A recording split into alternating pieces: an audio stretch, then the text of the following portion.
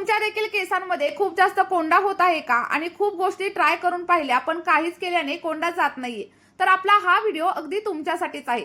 कारण आज मी तुमच्यासोबत असं एक हेअर टॉनिक शेअर करणार आहे ज्याच्या फक्त 2 ते 3 वापरानेच तुमच्या केसांमधील कितीही हट्टी असलेला कोंडा अगदी मुळांपासून निघून जाईल.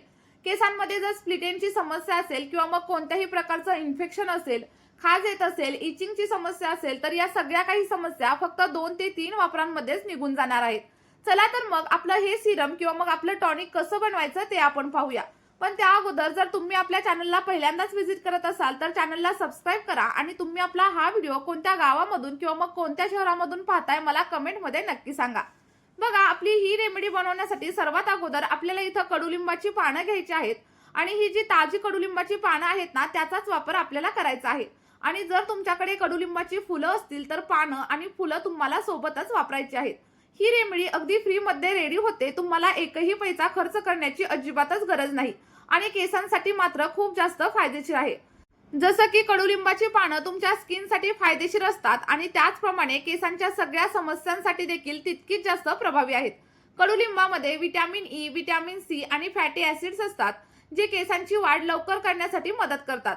आणि जसं की तुम्हाला माहीतच आहे, यामध्ये अँटी फंगल आणि अँटीबॅक्टेरियल गुणधर्म असतात जे आपल्या स्कॅल्पमध्ये होणारा कोंडा, इन्फेक्शन आणि केस गळण्यासारख्या समस्या देखील थांबवण्यासाठी उपयोगी आहेत. यामध्ये कॅल्शियम असतं जे आपल्या केसांना अगदी मुळांपासून मजबूत बनवतं आणि चमकदार बनवण्यासाठी हेल्प करतं. कडुलिंबाचा वापर अगदी जुन्या काळापासून औषध म्हणून केला जातो आणि जर तुमच्या चेहऱ्यावरती मुरूम, काळे डाग धब्बे किंवा मग पिगमेंटेशन असेल तर तुम्ही याचा वापर तुमच्या स्किनसाठी देखील नक्कीच करू शकता. बघा, कडुलिंबाची पानं आणल्यानंतर ती स्वच्छ अशी धुवून घ्या आणि त्यानंतरच आपली रेमेडी बनवण्यासाठी याचा वापर करा.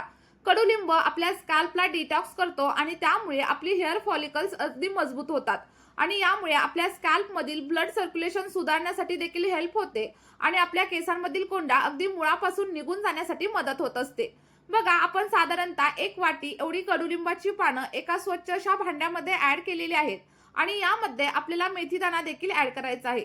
साधारणतः 1 चमचा एवढा मेथीदाणा आपल्याला या रेमेडीमध्ये वापरायचा आहे. कारण मेथीमध्ये प्रोटीन भरपूर प्रमाणात असतं आणि त्यामुळे जर आपले केस गळत असतील तर ते कमी होतात आणि कमजोर किंवा मग पातळ केस झालेले असतील ना तर ते देखील रिपेअर होण्यासाठी हेल्प होत असते. मेथीदाण्याचा वापर केल्यानंतर आपले केस अगदी रेशमासारखे मऊ आणि स्मूथ होतात आणि केसांची वाढ देखील अगदी जलद गतीने होण्यासाठी हेल्प होत असते. कारण यामध्ये खूप सारे पोषक घटक असतात जसं की आयर्न, निकोटिक ऍसिड आणि लिसेथिन नावाचे घटक मेथीमध्ये अवेलेबल असतात. यामुळे आपल्या केसांची मुळं अगदी मजबूत बनतात आणि त्यामुळे केस गळती देखील कमी होते. त्यानंतर आपल्याला 1 चमचा कलौंजी देखील याच्यामध्ये ऍड करायची आहे. कलौंजी आपल्या केसांची लांबी वाढवण्यासाठी हेल्प करते आणि जर केस खूप जास्त गळत असतील, वेणी पातळ झालेली असेल आणि केसांची डेन्सिटी देखील कमी झाली असेल तर केसांची डेन्सिटी सुधारण्यासाठी आपल्याला कलौंजी हेल्प करते. आणि जर तुम्हाला अकाली पांढरे होणाऱ्या केसांची समस्या असेल तर ती देखील कमी होण्यासाठी तुम्हाला नक्कीच मदत होईल. त्यानंतर आपण याच्यामध्ये ॲलोवेरा जेलचा देखील वापर करणार आहे. ॲलोवेरा आपल्या केसांना खूप जास्त मऊ, सिल्की आणि स्मूथ बनवण्यासाठी हेल्प करत असते. तुमचे केस कितीही कोरडे झालेले असतील तर ॲलोवेराच्या एकाच वापरामध्ये ते अगदी सिल्की आणि स्मूथ होतील याची गॅरंटी मी तुम्हाला देते. आपल्याला ॲलोवेराचं एक छोटंसं पान घ्यायचं आहे. त्याच्या साईडचे भाग काढून टाका आणि छोट्या छोट्या पीसेसमध्ये कट करून आपल्या या रेमेडीमध्ये तुम्ही ऍड करू शकता. आणि जर तुम्हाला प्लांट बेस्ड ॲलोवेराची ॲलर्जी असेल तर तुम्ही इथं ॲलोवेरा स्किप करू शकता आणि त्याच्या जागेवरती तुम्ही मार्केटमधील ॲलोवेरा जेलचा देखील वापर नक्कीच करू शकता. बघा, ॲलोवेरा ऍड केल्याच्या नंतर आता आपल्याला याच्यामध्ये 1 ग्लास एवढं फिल्टर केलेलं पाणी देखील ऍड करायचं आहे. लक्षात ठेवा, इथं फिल्टरचंच पाणी वापरा. बोरिंगचं पाणी किंवा मग खाऱ्या पाण्याचा वापर तुम्ही आपली ही रेमेडी बनवण्यासाठी अजिबात करू नका. कारण जेव्हा आपण खाऱ्या पाण्याचा वापर करतो तेव्हा आपल्या केसांवरती रिझल्ट तर भेटत नाहीतच, या उलट आपल्या केसांची गळती आणखी जास्त प्रमाणात होऊ शकते. आता आपलं सगळं काही मिश्रण आपल्याला गॅसवरती ठेवायचं आहे आणि अगदी मीडियम फ्लेमवरती किंवा मग लो फ्लेमवरती 10 ते 15 मिनिटं छान असं उकळवून घ्यायचं आहे.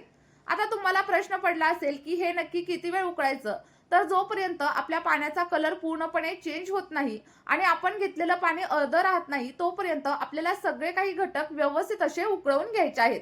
आणि जेव्हा तुम्हाला वाटेल की आपलं पाणी अर्धं झालंय आणि आपल्या सगळ्या घटकांची पोषक तत्व पाण्यामध्ये उतरलेली आहेत आणि त्या टायमिंगला आपल्याला गॅसची फ्लेम बंद करायची आहे आणि आपलं सगळं काही टॉनिक थंड होण्यासाठी ठेवून द्यायचं आहे. बघा, इथं आपलं टॉनिक रेडी होतंय तोपर्यंत आपण दुसऱ्या साईडला आणखी एक रेमेडी कशी बनवायची ते पाहणार आहोत.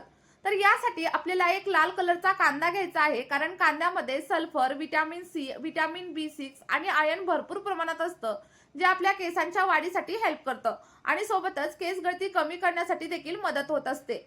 आणि ज्या लोकांना टक्कल पडण्याची समस्या जाणवत असेल तर त्या लोकांनी आठवड्यामधून फक्त एक वेळा कांद्याचा रस आपल्या स्कॅल्पवरती अप्लाय करा।